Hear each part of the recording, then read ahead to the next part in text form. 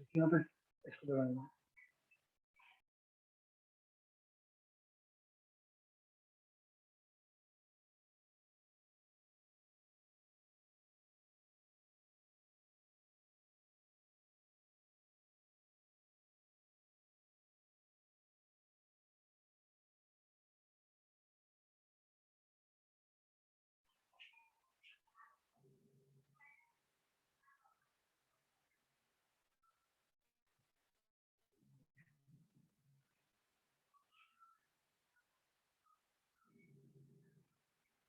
Good afternoon, everyone. Am I audible?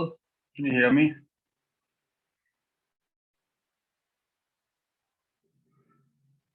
Ayush, Jatin, Mehul.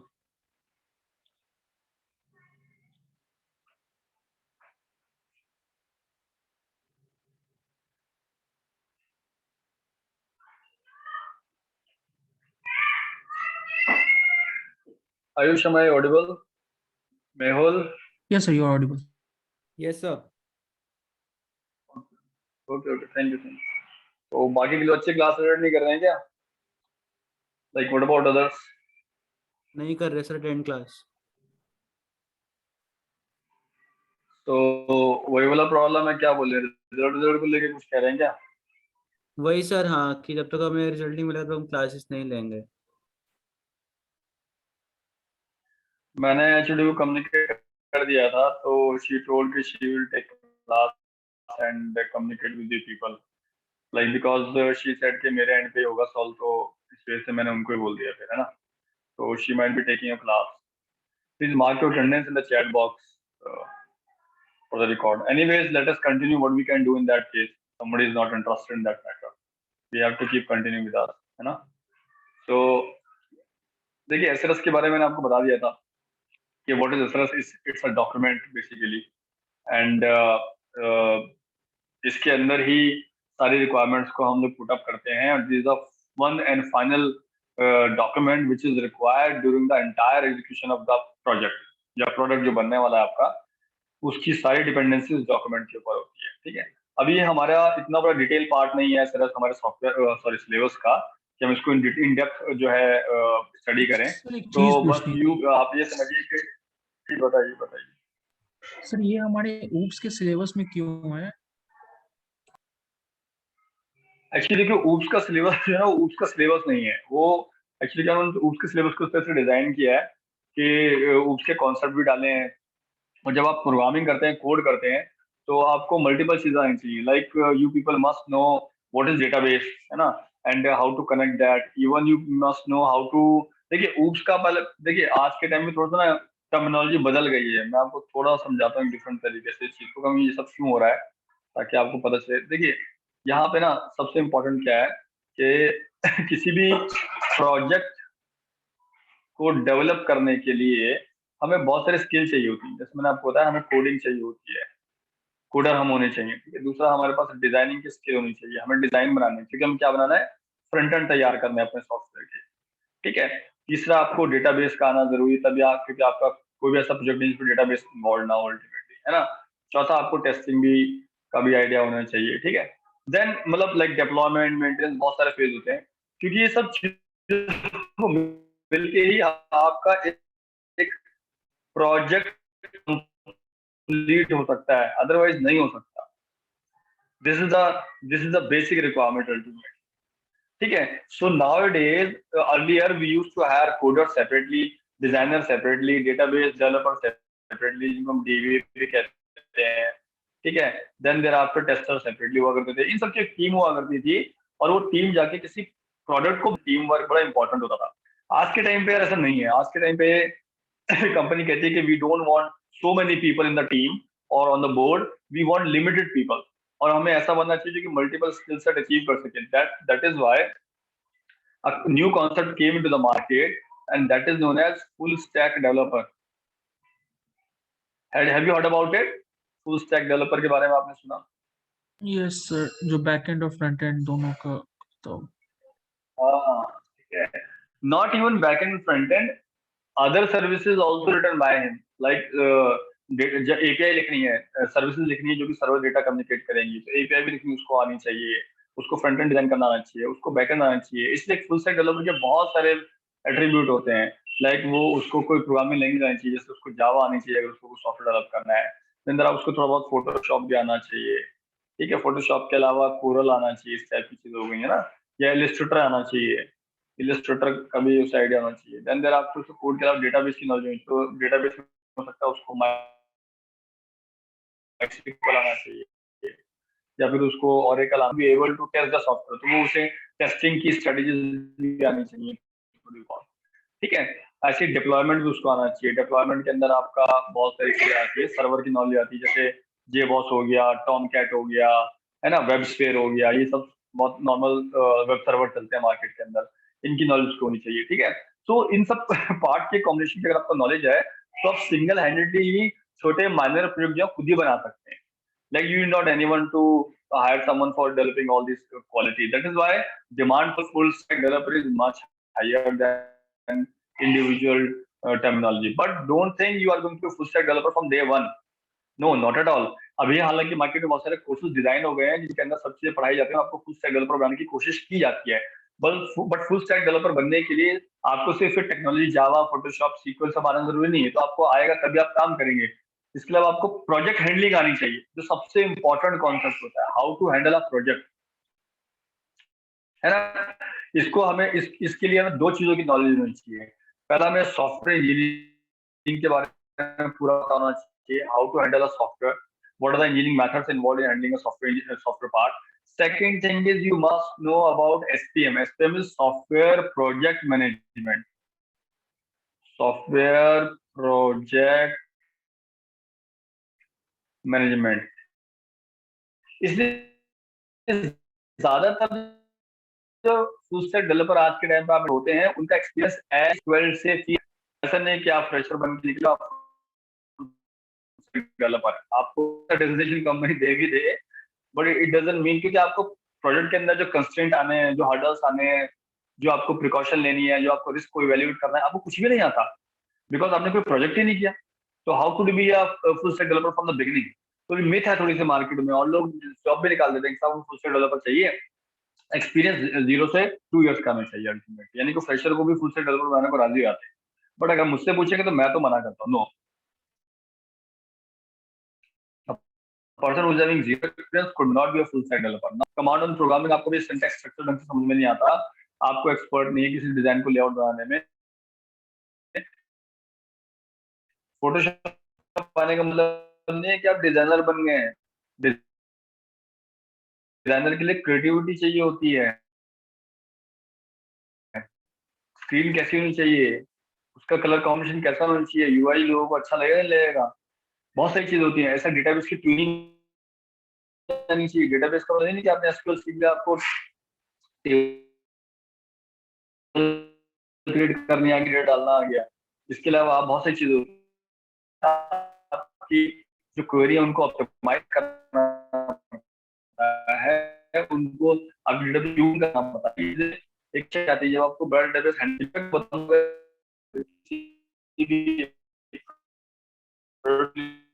Database design सोचेंगे जो आपने बनाया तो बहुत दिमाग जो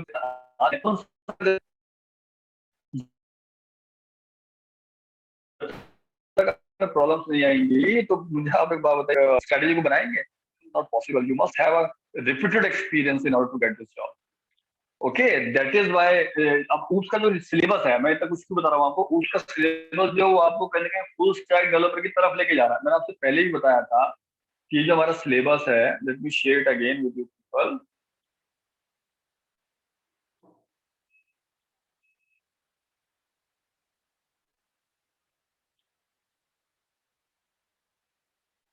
Okay, so this is the syllabus right now. Like module 6 is all about requirement specifications. I told you this part belongs to software engineering. इसका कोई लेन देन नहीं उससे, लेकिन क्योंकि आप जब उस पढ़ेंगे और आप इसको उसके बेस पे कोई प्रोजेक्ट बनाएंगे तो आपको इन सब चीजों का आइडिया होना बहुत ज्यादा जरूरी है। आप इसके 7th सेमेस्टर में अपना सॉफ्टवेयर इंजीनियरिंग पढ़ने के लिए इंतजार नहीं कर सकते अगर आपको अभी कोई प्रोजेक्ट बनाना है, या फिर आपको किसी की हेल्प लेनी पड़ेगी। जैसे आप प्रोजेक्ट डिजाइन कैसे सीखेगा, बगैर सॉफ्टवेयर इंजीनियरिंग तो आप प्रोजेक्ट डिजाइन नहीं कर सकते, मुमकिन नहीं है। ठीक है, डेटा मॉडलिंग, डेटाबेस क्या होता है, डेटा मॉडलिंग क्या होती है, डिजाइन कैसे क्रिएट करना है, इंप्लीमेंटेशन क्या है, टेस्टिंग क्या है, that is why they people have just given a single terminology to understand the basic concept. हमें डिटेल में नहीं जाना है, हमें सिर्फ बेसिक मेथड समझना है कि हाँ डेटा मॉडल होता क्या है, एनालिसिस होता क्या है, रिक्वायरमेंट स्पेसिफिकेशन कैसे क्रिएट किया जाता है, इम्प्लीमेंटेशन किसको कहते हैं। इसलिए उसके सिलेबस के अंदर डाला हुआ है, थोड़ा सा एक टच दे दिया गया है कि हम थोड़ा सा सिलेबस को एडवांस कर रहे हैं, नहीं तो इससे पहले उसके सिलेबस में सब होता ही नहीं था। सिर्फ और सिर्फ ऊप्स पढ़ाई जाती थी C++ के रेफरेंस से। और आपका ये देखिए, अब आपको ये जो डिजाइन पैटर्न पढ़ाए गए हैं, डिजाइन पैटर्न बहुत ऊपर की चीज है। यकीन मानिए, डिजाइन पैटर्न में जो काम करते हैं उनका एक्सपीरियंस मोर देन 10 इयर्स का होता है।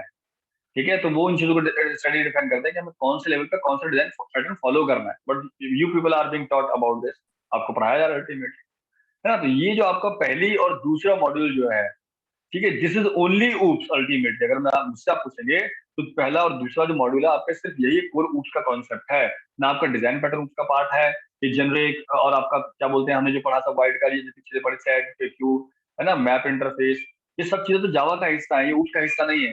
ये तो टर्मिनोलॉजी है, this is not part of oops. Object oriented concept का कोई लेना देना नहीं है इनसे, ऑब्जेक्ट ओरिएंटेड कॉन्सेप्ट सिर्फ पहले और सेकंड यूनिट है। बट उन्होंने कोशिश करी है सिलेबस के अंदर कि जावा के रेफरेंस से आपको थोड़ा सा जीयूआई बता दें, आपको सॉफ्टवेयर की डिजाइनिंग बता दें, आपको थोड़ा सा उसके कॉन्सेप्ट बता दें और जावा का थोड़ा बहुत बेसिक फीचर बता दें। हालांकि इससे पहले जावा पढ़ लीजिए, तब हम ये सब आता है। ठीक है, so that is why we people are studying right now this unit, otherwise हमें इस यूनिट को स्टडी करने की कोई जरूरत नहीं। क्लियर आयुष, और still there is some doubt? Yes, exactly. Okay, ठीक है। So we people are not going to invest much time on software designing SRS part. ठीक है, एसआरएस के बारे में मैंने आपको काफी अच्छा डिस्क्रिप्शन दे दिया है कि एसआरएस क्या होता है ना। उसके डॉक्यूमेंट है जहाँ पे आपकी रिक्वायरमेंट्स को लिखा जाता है, डिजाइनर को समझाया जाता है, क्लाइंट के साथ एक एग्रीमेंट साइन होता है जिसको हम एसएलए बोलते हैं, मैंने आपको पहले बताया है। वो एसआरएस के बाद ही साइन किया जाता है। ठीक है, then like this all work done. ठीक है, अब आपके एक एसआरएस के अंदर क्या क्या होना चाहिए वो इसमें दिखा रखा है, मैं आपको शेयर कर दूंगा, आप पढ़ लीजिए, इसमें इतना ज्यादा कुछ नहीं है। आपका एसआरएस कंप्लीट होना चाहिए, अंडरस्टैंडेबल होना चाहिए। ठीक है, उसके अंदर कोई कमी नहीं होनी चाहिए, किसी किस्म की कंप्लीट होना चाहिए। वो स्टेक होल्डर मतलब चाहे वो स्टेक होल्डर डेवलपर है, चाहे वो डिजाइनर है, चाहे वो आपका क्लाइंट है, चाहे वो टेस्टर है ना, उन सबको उसकी अंडरस्टैंडिंग आप प्रॉपरली होनी चाहिए। ठीक है, मॉडिफाइबल आप कोशिश कीजिए वो ना हो अल्टीमेटली, क्योंकि इस समय फ्रीज करना पड़ता है। एम्बिग्यूटी नहीं होनी चाहिए, वो एनएम्बिगुअस होना चाहिए, यानी कि एक रिक्वायरमेंट को दो तरीके से नहीं लिखा जाना चाहिए, एक ही तरीके से लिखा जाना चाहिए ताकि उसकी क्लैरिटी हो। तो हमें क्लैरिटी चाहिए अल्टीमेटली, ठीक है, करेक्टनेस होनी चाहिए। These are the few points like you might be encountered by writing an SS. ठीक है, एसएस आप अभी, बल्कि मैं आपको इस बात के लिए एनकरेज करूंगा कि अगर आप अभी सेमेस्टर में कोई छोटा पीरियड बना रहे हैं तो आप उस पीरियड को बनाने से पहले आप एक एसएस डॉक्यूमेंट बनाइए। इवन मैं आपके साथ एक दो जो हमने प्रोजेक्ट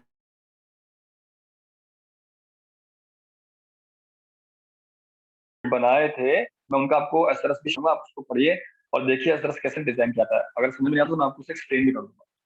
ठीक है, तो they are multiple stakeholders in in a project, like they are customers, है ना, and they are managers, ultimately system engineers हैं, टेस्टिंग इंजीनियर्स हैं, आपके मेंटेनेंस इंजीनियर्स हैं, and they all need SS. I am telling you, each one. आप ऐसा मत सोचिए कि टेस्टिंग का काम तब शुरू होता है जब डेवलपमेंट का काम खत्म हो जाता है। No, this is not true at all. Testing का काम भी डेवलपमेंट के साथ साथ शुरू हो जाता है। एसएस पढ़ पढ़ के टेस्टर्स टेस्ट केस बनाते हैं पैरेलली, और जब प्रोजेक्ट पूरा आता है तो उन टेस्ट केस को उठा के वो एग्जीक्यूट करना शुरू कर देते हैं। इसलिए टेस्टिंग भी रेगुलर जॉब है। ठीक है, देन few like IEEE ने डिफाइन किए कुछ स्टैंडर्ड्स जिनके मुताबिक आप एसएस को बना सकते हैं, इन सब चीजों को मैनेज कर सकते हैं। But these are not followed strictly anywhere. ऐसा नहीं है कि हर जगह बहुत स्ट्रिक्टली फॉलो किया जा रहा है कि हाँ सब ऐसे ही काम करना है, डिस्क्रिप्शन ऐसे इसके मुताबिक देनी है, अपेंडिक्स बनाने, इंडेक्स बनाना, नहीं। हर कंपनी अपने मुताबिक काम करती है और हर डेवलपर अपने एक्सपीरियंस के मुताबिक करता है। बस अच्छी बात ये होनी चाहिए कि वो समझ में आना चाहिए कि जो लिखा हुआ है इसके अंदर वो क्या है। ठीक है, तो this is the end, like requirement analysis का आपका पूरा एंड हो चुका है अल्टीमेटली, है ना। और इसके मैं आपको पीपीटी शेयर कर दूंगा, आप इसको पढ़ें और इसको जो चीज समझ में ना आए वो मुझे बताएं। ठीक है, then there also we do have data modelling, जो कि आपका नेक्स्ट टॉपिक है। डेटा मॉडल्स क्या होते हैं, है ना, इस यूनिट के अंदर। तो data model, what can I say, related to the database. This is the core component of database part. It has nothing to do with the front end part basically. कोई बंदा front end डेवलपर से बहुत ज्यादा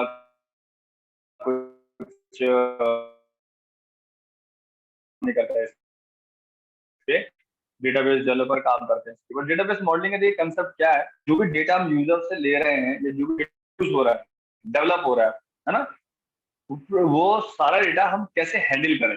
handle करने का मतलब store करें ultimately. So this entire association is basically called as data modelling. यानी डेटा लेने से लेके डेटा स्टोर करने तक जो भी आपकी मेथोडोलॉजी फॉलो हो रही है, दो डेटा मॉडल, हम डेटा मॉडलिंग करते हैं। ठीक है, अब जैसे हम डेटा मॉडल यूज क्यों करें, अल्टीमेटली ये बड़ा क्वेश्चन है आपके पास, and anyone can ask you about it, है ना। तो डेटा मॉडल यूज करने के लिए हमारे पास बहुत सारे रीजन होते हैं। सबसे बड़ी बात है कि अगर डेटा मॉडलिंग को यूज करते हैं तो आपको बिजनेस रिक्वायरमेंट की प्रॉपर अंडरस्टैंडिंग होती है, like what kind of data we are needing right now, हमें किस चीज की जरूरत है, हम कैसे डेटा बनाएंगे, किस फॉर्मेट में लेंगे, बहुत सारी चीजें होती है ना। रोबस्ट डिजाइन, रोबस्ट का मतलब मैंने आपको बताया था, something which is not going to break down, ऐसी चीज जो कि एक टाइम के बाद जाके कोलैप्स ना हो जाए, जो कि आपकी फाउंडेशन को स्ट्रॉन्ग बनाए। जैसे जावा एक रोबस्ट लैंग्वेज क्यों है, क्योंकि वो आपको गलती करने की परमिशन नहीं देती। उसने एब्स्ट्रैक्ट क्लास का कॉन्सेप्ट दिया और कह दिया कि आप कभी इसका ऑब्जेक्ट बना ही नहीं पाएंगे। यानी कि उस क्लास के अंदर अगर आपने किसी चीज को, किसी मेथड को या किसी मेंबर वेरिएबल को डिक्लेयर कर दिया है, तो आप उसको डायरेक्टली ऑब्जेक्ट के थ्रू कॉल नहीं कर सकते। तो आप उसने आपको सिक्योरिटी दे दी, जैसे आप एक काम करो, जो भी डेटा ऐसा है जो कि आपको किसी बंदे को उसकी एक्सेस नहीं देनी, उठा के एब्स्ट्रैक्ट क्लास में डाल दो, तो वो कभी एक्सेस कर ही नहीं पाएगा। तो ये रोबस्टनेस है अल्टीमेट, है ना। तो ऐसी डेटा मॉडलिंग में रोबस्टनेस प्रोवाइड करती है। ठीक है, हम कंस्ट्रेंट लगा पाते हैं कौन सा डेटा एक्सेस हो, कौन सा ना हो अल्टीमेटली। ठीक है, कंसिस्टेंसी का मतलब होता है कि आपका जो भी मेथोडोलॉजी फॉलो हो रही है वो एक थ्रू आउट जो है एक जैसी रहे, उसमें किसी किस्म में कोई चेंजेस ना हो। ठीक है, और किसी किस्म में कोई इम्पैक्ट ना पड़े अल्टीमेटली। आपको बेटर डेटा क्वालिटी मिलती है ना, डेटा को मैनेज करने के लिए मेंटेनेंस कम हो जाता है। आप अभी तो नहीं, आप किसी जब कोई प्रोडक्ट बनाएंगे तो आप अपना डेटा एक्सेल में भी स्टोर कर सकते हैं। ठीक है, एक्सेल में भी स्टोर कर सकते हैं, लेकिन लोग एसक्यूएल में ही क्यों करते हैं, क्योंकि एक्सेल में डेटा रो कॉलम के फॉर्म में मैनेज होता है, और आपका एक्सेल में और आपका एसक्यूएल में रोज और कॉलम के फॉर्म में होता है। लेकिन एसक्यूएल के अंदर डेटा को मैनेज करना बहुत ज्यादा आसान है कंपैरेटिवली एक्सेल के, यकीन मानिए। प्लस में सिक्योरिटी बहुत बहुत इंपॉर्टेंट है। तो आपकी अगर डेटा मॉडलिंग प्रॉपर है तो आपका आपका बच जाता है, इसको हम बोलते हैं reduce cost ultimate. Then thereafter use of model, अगर आपका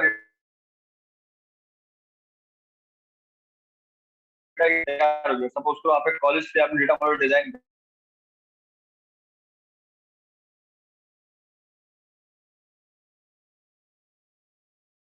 किया है ना, कोर्स भी आ गया, अभी आपकी होटल मैनेजमेंट आ गया, तो डेटा का मॉडल जो भी, उनके भी एग्जाम होंगे। ठीक है, तो उनका भी रजिस्ट्रेशन होगा, उनका भी फीस स्ट्रक्चर होगा, और सेम होटल मैनेजमेंट के साथ भी होगा। तो एक दफा अगर आप डेटा मॉडल लिख लेते हैं तो आपको डेटा मॉडल बार बार यूज करने की लिमिट मिल जाती है।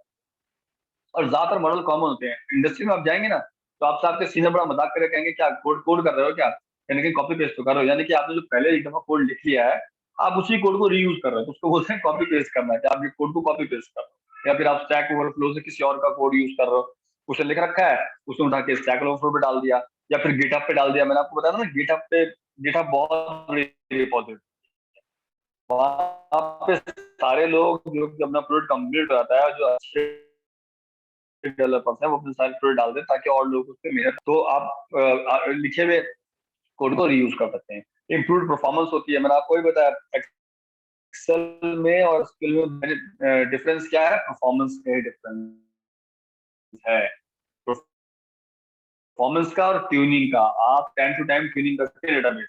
ठीक है, क्वालिटी मैनेजमेंट है, क्वालिटी मैनेजमेंट मतलब आप अपने डेटा की, अपने पूरे प्रोडक्ट की क्वालिटी को which you should work upon, and why we are using data modeling, we must define them like this. So it is very important to understand this point, है ना। आपका डेटा ओमिट नहीं होता। Omit मतलब once a database data is stored inside a database, it cannot be erased itself or by someone। तो security आपके पास अच्छी है ना, आपको बिजनेस रिक्वायरमेंट की अंडरस्टैंडिंग अच्छी मिलती है, डेटा रिपीट नहीं होता। रिडंडेंसी जो है data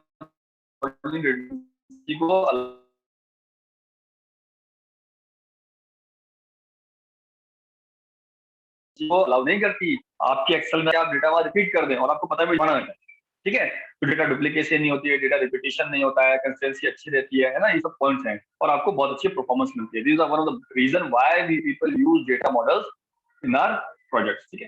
So now we can see like what is the benefit of doing data modeling. Data modeling is providing us three basic layers where we can design our data. We can store and manage our database. Okay, so these are few one. Like first one is conceptual data. Okay, one question is there like have you people gone through database? आप database पढ़ लिया है, मुझे ख्याल से आपने पहले बताया था or सर not? ऑनगोइंग है, इस सेमेस्टर में ही चल रहा है। अच्छा, तो मोस्ट प्रोबेबली मुझे लगता है कि आपने डेटा मॉडल्स पढ़ लिए होंगे, जैसे कि ईआर मॉडल आपने पढ़ लिया होगा, यस सर। है ना। आपने नेटवर्क मॉडल पढ़ लिया होगा, हायरार्किकल मॉडल पढ़ लिया होगा। उस मॉडल पता नहीं आपके सिलेबस में है नहीं, ऑब्जेक्ट ओरिएंटेड रिलेशनल मॉडल बोलते हैं, यस डब्ल्यूओआरएम सर बोलते है। हैं, ऑब्जेक्ट ओरिएंटेड रिलेशनल मॉडल बोलते हैं, है ना। तो these are the few models which you people have been taught already while for data modelling, है ना। और एक अपना बेनिफिट है। ईआर मॉडल क्या है? ER model is basically involve in the concept when you are going to define the project as an overview. आपको एक प्रोजेक्ट का ओवरव्यू लेना है, तो आप क्या करते हैं? ईआर मॉडलिंग करते हैं। आप डिफाइन करते हैं कितने उसके अंदर एंटिटीज होंगी, कितने रिलेशनशिप्स होंगे, कितने एट्रीब्यूट्स होंगे, उन एट्रीब्यूट्स के बीच में मैपिंग कैसे होगी, वन टू वन होगी, वन टू मैनी होगी, या एक एंटिटी का दूसरी एंटिटी से क्या रिलेशनशिप है, या एक एंटिटी का एक एट्रीब्यूट से क्या रिलेशनशिप है ना। तो बिजनेस रिक्वायरमेंट्स को डेटा आर्किटेक्ट क्या करते हैं? ईआर मॉडल के जरिए से एक स्केमा उसका डिजाइन करते हैं, इसको बोलते हैं कंसेप्चुअल मॉडल, है ना। Where we are going to define multiple entities, है ना, एट्रीब्यूट्स, रिलेशंस, ये सब। और ये कौन करता है? Data architect. ये कौन करता है? आपका डेटा आर्किटेक्ट, है ना। ये बिजनेस स्टेक होल्डर्स तो नहीं लिख रखा है यहाँ पे, बट बिजनेस स्टेक होल्डर्स वो होते हैं जो कि हेल्प कर रहे हैं कहने के लिए, है ना, कंपनी के बंदे भी होते हैं। Okay, along with that we do have logical model. The logical model is dealing like how to store the data. This question is basically how to store the data. Okay boss, we do have multiple data structure for storing the data. आप data से पढ़ा, वहां पे आपने देखा data तो cube में भी स्टोर होता है, डेटा आपका स्टैक में स्टोर होता है, डेटा आपका ट्री में स्टोर होता है ना। और डेटा आपका टेबल में भी स्टोर हो सकता है, जो टेबल से पढ़ रहे होंगे। तो which data structure relational is model है। Suitable for storing our data? Relational model, table को हम बोलते हैं रिलेशनल मॉडल, है ना। आरडीबीएमएस जिसे आप बोलते हैं, है ना। तो रिलेशनल मॉडल को हम फॉलो करते हैं आरडीबीएमएस सिस्टम के अंदर, जहाँ पे हम डेटा को टेबल्स की फॉर्म में, कॉलम्स की फॉर्म में, है ना। टपल पढ़ा होगा आपने, टपल की फॉर्म में हम डेटा स्टोर कर रहे हैं, है ना। टपल में एट्रीब्यूट की फॉर्म में डेटा स्टोर कर रहे हैं। तो these are the basically logical model हमें बताता है कि किस तरीके से आप अपना डेटा अपना स्टोर करेंगे। तो ये बेसिकली इसका जो इसको बोलते हैं स्कीमा, डेटाबेस स्कीमा डिफाइन होता है। डेटाबेस स्कीमा जो है उस लेवल पे डिफाइन होता है, and that is going to be defined by the data architect और डीबीए। सबसे बड़ा डेटा आर्किटेक्ट डीबीए होता है, डेटाबेस एडमिनिस्ट्रेटर होता है, वही फ्रॉम द बिगनिंग इस चीज को मैनेज करता है। अब आज के टाइम पे डेटाबेस डीबीए तो आप डायरेक्ट नहीं बन सकते, डीबीए बड़ी पोजीशन है, काफी एक्सपीरियंस के बाद बनता है आदमी। तो डीबीए से पहले वो डेटा आर्किटेक्ट बनता है, वो डेटा डेवलपर बनता है, वो डेटा एडमिनिस्ट्रेटर बनता है, खाली डीए बोलते हैं उनको। बहुत सारे डीबीए के अंडर में ना बहुत सारे डीए काम करते हैं, बहुत सारे डीए काम करते हैं, डीए होते हैं, छोटे छोटे क्यूब मैनेज करते हैं, छोटे छोटे डेटा मैनेज करते हैं। तो ये सब के सब डीबी के, ठीक है। लास्ट आपका हो गया physical model. This is actual storage, this is actual storage, like how to store the data actually. Actually in the sense कि अब जो आपका हार्ड ड्राइव डेटा स्टोर हो रहा है वहां पे कैसे होना है, उसके इंडेक्स क्रिएट करने हैं आपको, कौन से मेथड से आप डेटा इन या आउट कर रहे हो। जैसे आप सीडी के ऊपर सिक्वेंशियल डेटा स्टोर कर रहे हो, लेकिन आप बहुत जगह डायरेक्ट डेटा स्टोर करते हो, है ना। तो इंडेक्सेस क्रिएट हो रहे हैं, पार्टीशनिंग हो रही है, गुड ऑपरेशन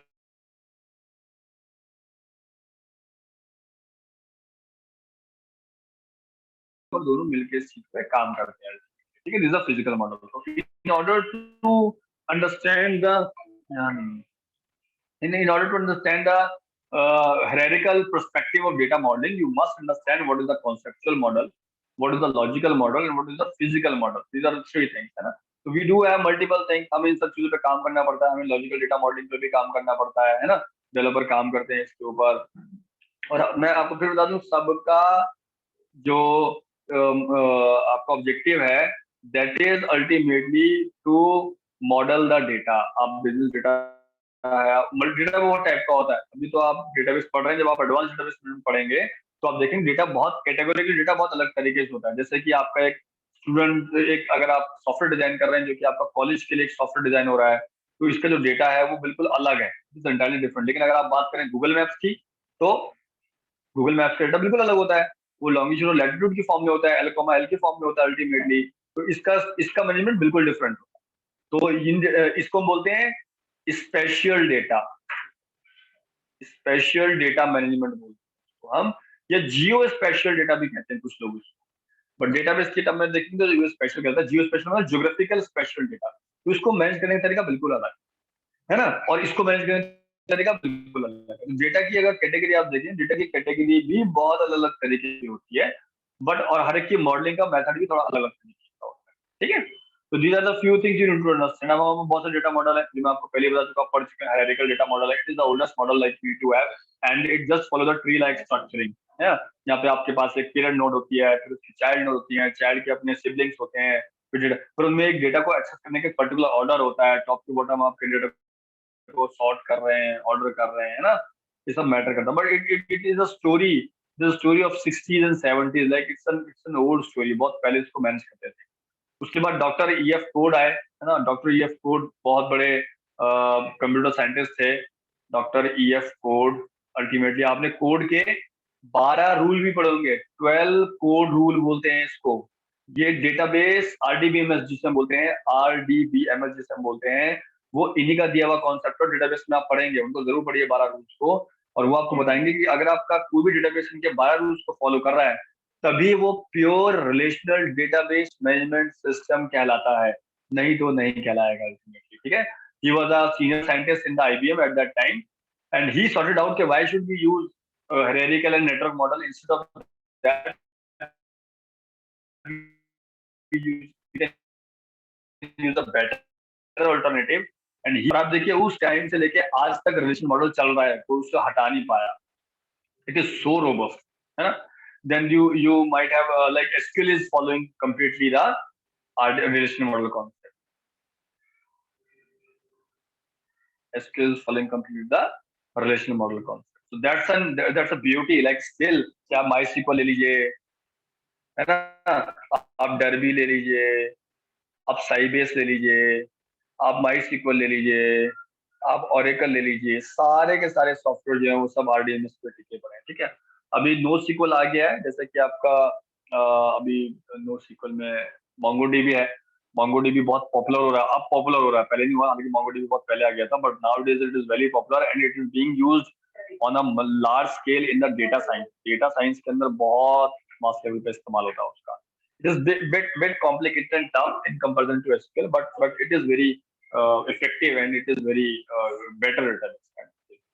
ठीक है। नेटवर्क डेटा मॉडल भी हेरिकल डेटा मॉडल के ऊपर ही बना हुआ है, जहाँ पे हम एक से ज्यादा रिलेशनशिप डिफाइन कर सकते हैं दो रिकॉर्ड्स के बीच में, या उनको कहीं ना कहीं मैप कर सकते हैं। तो हम पेरेंट रिकॉर्ड और चाइल्ड रिकॉर्ड के ऊपर काम करते हैं, and it is entirely inspired by the mathematical set theory. Set theory जो है उससे बहुत ज्यादा इंस्पायर है अल्टीमेटली, तो इसको अंडरस्टैंड करना काफी इजी रहता है। It was very easy to track things, है ना, और परफॉर्मेंस निकालने के लिए भी अच्छा था, बट ये बहुत लंबा चल नहीं पाया। देन ऑब्जेक्ट ओरिएंटेड मॉडल आया, आपका डेटा मॉडल आया, ठीक है, जहाँ पे बिल्कुल वही हम डेटा को ऑब्जेक्ट के तौर पे यूज करते हैं और एब्स्ट्रैक्शन का इस्तेमाल करके डेटा को एक्सेस करते हैं।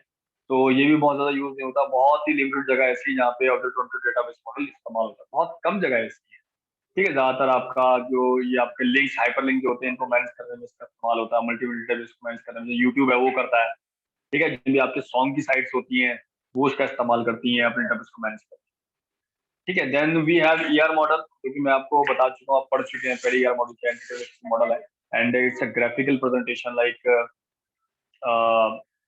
ईआर मॉडल जो है वो आपको बताता है कि हमारे पूरे प्रोडक्ट के अंदर कितनी एंटिटीज होंगी, और उन एंटिटीज के अंदर कितने आपके जो भी एट्रीब्यूट्स होंगे हर एंटिटी के, वो कितने होंगे, उनको कैसे मैनेज करना है। और मतलब एक कह लीजिए कि किसी भी प्रोजेक्ट के अंदर ओवरव्यू अगर देखा जाए तो कितनी टेबल्स बननी है, उन टेबल्स को बनाने से पहले जो हमें आइडिया लेना है वो हमें ईआर मॉडल ही देता है। So it works around the concept that is entity, and sub parts of entity are basically called attributes और पीस ऑफ डेटा के अंदर। है ना, तो उन सबके अराउंड में हम काम करते हैं। तो we do have multiple type of data modelling. Data models बहुत तरीके के हैं जो आपने अभी देखे, आपको ओवरव्यू पढ़ना है, बट मैं फिर बता रहा हूँ, don't go into depth, बहुत ज्यादा फिर मत जाइए। न्यूमेरिकल मॉडल है, रिलेशनल मॉडल हो गया, नेटवर्क हो गया, ऑब्जेक्ट हो गया, ईआर हो गया, और इसको मुझे नहीं लगता आपको पढ़ने की जरूरत इसलिए है क्योंकि आप डेटाबेस ऑलरेडी पढ़ ही रहे हैं, तो वहाँ पे आपको ये टॉपिक अच्छी तरह बाय हार्ट रख लेंगे, कोई दिक्कत नहीं है ना। यानी ऑब्जेक्टिव मॉडल वही होता है, कुछ खास नहीं है। देन डेटा मॉडलिंग का थोड़ा एडवांसमेंट अब आ गया है, it is representing in forms of facts and dimension. Now we have multiple layer based database, हमारे पास क्यूब्स होते हैं डेटाबेस के, है ना। क्यूब बनाना मुझे भूल गया हूँ शायद, देखो बना के, तो कुछ ऐसे ही बनता है ना, इस तरीके से ये बनता है, क्यूब बन गया आपका, है ना। तो ये एक क्यूब है, इसके ऊपर दूसरा क्यूब है, लेयर्स होती है, मल्टीपल लेयर्स होती है, तो उनको हम डायमेंशंस कहते हैं इसकी हायरार्की के अंदर। तो हम किसी भी डेटा को हम एज अ फैक्ट मानते हैं और हम एक डायमेंशन क्रिएट करते हैं, तो एडवांस डेटाबेस का हिस्सा, एडवांस डेटाबेस इसको बोलते हैं। और अब जो है इस कॉन्सेप्ट पे जो काम करते हैं, आपके जो डेटाबेस स्टोर होता है, डेटाबेस से बड़ी चीज होती है डेटा वेयर हाउस। आपने नाम सुना डेटा वेयर हाउस का?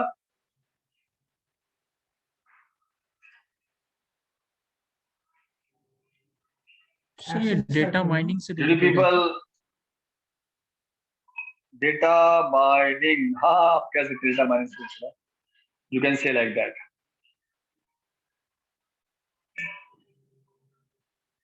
Just for a second, please.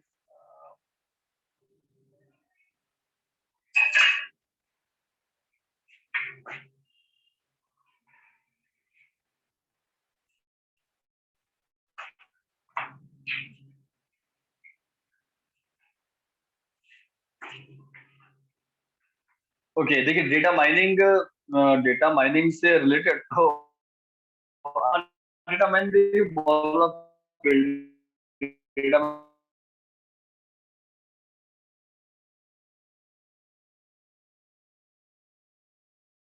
Cold storage होते हैं जहाँ पे आपका सामान स्टोर किया जाता है, आलू और सब चीजें, पेरिशेबल आइटम स्टोर किया जाता है, छोड़ा जाता है, तो इस तरह से वो बहुत बड़ा एक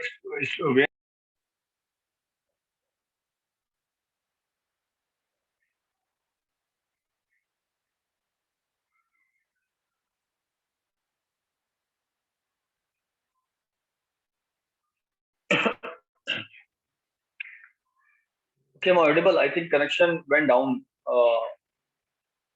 yes sir, you are audible. Okay, sorry, connection went down, है ना। तो देखिए डेटा वेयर हाउस बेसिकली क्या कर रहे हैं, आपका डेटा जो भी आपका बहुत सारा डेटा है उसको स्टोर कर रहे हैं, मैनेज कर रहे हैं। और पहले सिर्फ इसलिए हुआ करता था कि डेटा को स्टोर किया और रख लिया, but now days the service is dynamic. आप डेटा साथ साथ स्टोर भी किए, और अगर आपको वापस एक्सेस करना हो तो एक्सेस भी कीजिए। जितने बड़े बैंकिंग सर्वर्स हैं, इंश्योरेंस सर्वर्स हैं, या और कंपनी सर्वर्स हैं, वो आप डेटा अपने पास स्टोर नहीं करते, डेटा वेयर हाउस में स्टोर करते हैं। और डेटा वेयर हाउस की कुछ प्रॉपर्टी, जिनमें सबसे बड़ी प्रॉपर्टी ये है कि once the data is inside a data warehouse, it cannot be deleted। वो आपको इस बात की गारंटी देते हैं कि डेटा एक दफा अगर डेटा वेयरहाउस में स्टोर हो गया ना, तो फिर वो डेटा आपका डिलीट नहीं हो सकता, no deletion is allowed. That is why everybody is now very curious to store the data on data warehouse. Even AWS जो है वो इसी कॉन्सेप्ट पे चल रहा है, मान के चलो, and they people are minting money, billions छाप रहे हैं वो लोग डेली बेसिस पे, बहुत पैसा कर रहे हैं, ठीक है। तो that was all about the, इतना ज्यादा डिटेल में मत पढ़िए, मैंने आपको थोड़ा बता दिया क्योंकि हो सकता है कि आपको कोई MCQ आ जाए कि फैक्ट क्या होता है, डायमेंशन क्या होता है, मैंने इस डेटा वेयरहाउस की डेफिनेशन आ जाए इससे मैंने बता दिया, बट आप इतना ज्यादा डिटेल में मत जाइए, ठीक है। Then we have advantages disadvantages में जो आपको अभी मैंने बताई कि लाइक हमारे पास मल्टीपल एडवांटेजेस है डेटाबेस मॉडलिंग की। डेटाबेस रिजिड होता है, आपका रोबस्ट होता है, डेटा को एक्सेस करना इजी होता है ना, बिजनेस रिक्वायरमेंट्स को अंडरस्टैंड करना बहुत इजी होता है। तो ऐसे ही अपना डिसएडवांटेज भी है, डिसएडवांटेज ये है कि आपका इट्स अ टीडियस जॉब, हर किसी के बस की बात नहीं है, like it is not that easy like people think. Data modelling करना बहुत मुश्किल काम है, और इसके लिए अच्छा खासा एक्सपर्टीज और एक्सपीरियंस चाहिए होता है। We need both, like we do need experience and expertise, समझे। तो आपको फिजिकल कैरेक्टरिस्टिक पता होना चाहिए, आपको पता होना चाहिए डेटा डेटा किसी हार्ड ड्राइव में, किसी एक आपका मेमोरी कार्ड में, या किसी SSD में स्टोर कैसे होता है, उसकी मेथोडोलॉजी आपको पूरी पता होनी चाहिए, है ना। और जब आपका सिस्टम बहुत कॉम्प्लेक्स हो जाता है, सिस्टम बहुत बड़ा हो जाता है, तो ऐसे एनवायरनमेंट में तो मॉडलिंग करना और भी मुश्किल हो जाता है, क्योंकि डेवलपर अपने एंड पे काम कर रहा है और आपको डेटा मैनेज उसको बताना है डेटा को कैसे स्टोर करना है, तो आपको एक नहीं मल्टीपल लोगों को गाइड करना पड़ता है। और डिपेंड करता है कि किसकी कितनी नॉलेज है। कुछ आपके फ्रेशर होंगे, कुछ आपके 1 से लेकर 2 एक्सपीरियंस होंगे, कुछ लोग आपके 5 ईयर होंगे, 15 ईयर्स के होंगे। तो जो जितना ज्यादा एक्सपीरियंस होता है उसको उतना केटी उसका कम करना पड़ता है, नॉलेज ट्रांसफॉर्मेशन कम देनी पड़ती है। जिसका एक्सपीरियंस जितना कम होता है उसको तो ज्यादा बताना पड़ता है। तो आपको आपको ना सर्विस का सपोर्ट बहुत देना पड़ता है, इसको बोलते हैं सर्विस सपोर्ट। बड़ी प्रॉब्लम क्या है कि इस जॉब वालों को बेचारे को हमेशा सपोर्ट देना पड़ता है, और रात को भी चाहे दिन हो रात हो आप मना नहीं कर सकते। It's a very tedious job, है ना। मॉडलिंग और मॉडल बहुत यूजर फ्रेंडली नहीं होते हैं। Database is very boring thing. मैं आपको सच बताऊं, मैं खुद डेटाबेस पढ़ाता आया हूँ काफी साल से। I have more than I think 10 to 12 year experience in teaching database. But it is a boring in comparison to other things. But it's very important. अगर आप database understand करते हो और database के अंदर करियर बनाते हो, तो आपके पास कहीं ना कहीं, अगर मैं आपको सच बताऊं तो डेवलपर से ज्यादा पैसा है डेटाबेस के अंदर। लेकिन कुछ टाइम के बाद स्टार्टिंग में आपको लगेगा डेवलपर ज्यादा पैसा कमा रहे हैं, बट एक टाइम आएगा after experience of 10 years or 15 years when you will become a DBA, then you will have a handsome package. Like one of my friend is working in IBM and he is having experience of 14 years, I think 14 years का experience का वो DBA है, and he is having a package of 56 lakhs approx, 56 lakhs per annum का package। तो database के अंदर बहुत अच्छा package, like it's a very very very charming job somehow. So this is the thing, like you do have multiple things। तो हमारे पास यहाँ पे डेटा मॉडलिंग का पार्ट जो है, that is also somewhat completed, and do not go in that depth। आप इतना depth के अंदर मत जाइए। तो जितना मैंने अभी आपको बताया है नोट मेकिंग के पार्ट में, सिर्फ उतना ही देखिए, तो आपका डेटा मॉडल से इतना ही था, इससे ज्यादा आपका नहीं आएगा। तो हमारे पास अभी डिजाइन है, इम्प्लीमेंटेशन और टेस्टिंग है। तो मैं मोस्ट प्रोबेबली इसको कल फिनिश करने की कोशिश करूंगा, क्योंकि मुझे नेक्स्ट वीक के अंदर जो हमारी यूनिट 5 बज गई है, जिसके अंदर आपका स्विंग वाला पार्ट जो है वो मुझे थोड़ा, मैंने कोड कर लिया है काफी कुछ, तो मुझे कोड से आपको चीजें समझानी है। तो that is entirely coding part, तो वो भी करना है। थोड़ा सा लैब का पार्ट रहता है, वो भी फिनिश करना है। तो थोड़ा सा तेजी से चलेंगे। प्रॉब्लम घर में मैंने आपको बताया था, like my parents are ill, I have to take care of them, so मुझे थोड़ा टाइम नहीं पाया, कल भी इस वजह से क्लास ले पाया, I am extremely sorry for that. ठीक है, तो from today from tomorrow we will see the design implementation testing part. ये भी बहुत ज्यादा डिटेल में नहीं पढ़ेंगे, लिमिटेड पढ़ेंगे। डोंट थिंक कि हमें बहुत डिटेल में जाना है, हमें लिमिटेड पढ़ना है, सिर्फ इस पर्सपेक्टिव से पढ़ना है, so that we can get what we can put in the exam. और बहुत डिटेल में नहीं पढ़ना है। जब आपका टॉपिक आएगा सॉफ्टवेयर इंजीनियरिंग, मैंने आपको अभी बताया ना, सॉफ्टवेयर इंजीनियरिंग जब आपका आएगा, तो आप सॉफ्टवेयर इंजीनियरिंग के अंदर इस चीज को पढ़ेंगे। सॉफ्टवेयर इंजीनियरिंग के अंदर इस चीज को आप जो है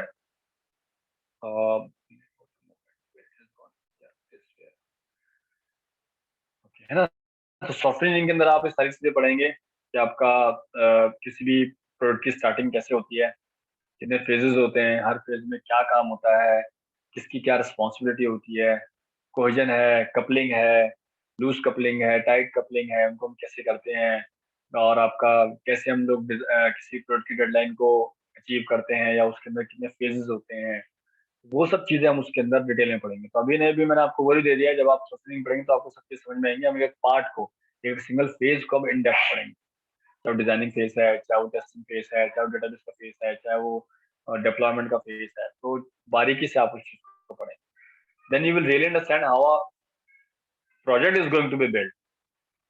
that's a real that time. नहीं तो उससे पहले देखिए, मैं अभी आप मेरे ख्याल से इसका मेरे पास फोन भी आया था, I am not reminding the name, I think is Moksh था, आई थिंक। कौन था? Moksh, you was there, you were asking about the project ideas and something like that. तो जो भी अभी क्या कहते हैं आपका, मोक्ष विल डिस्कस अबाउट इट।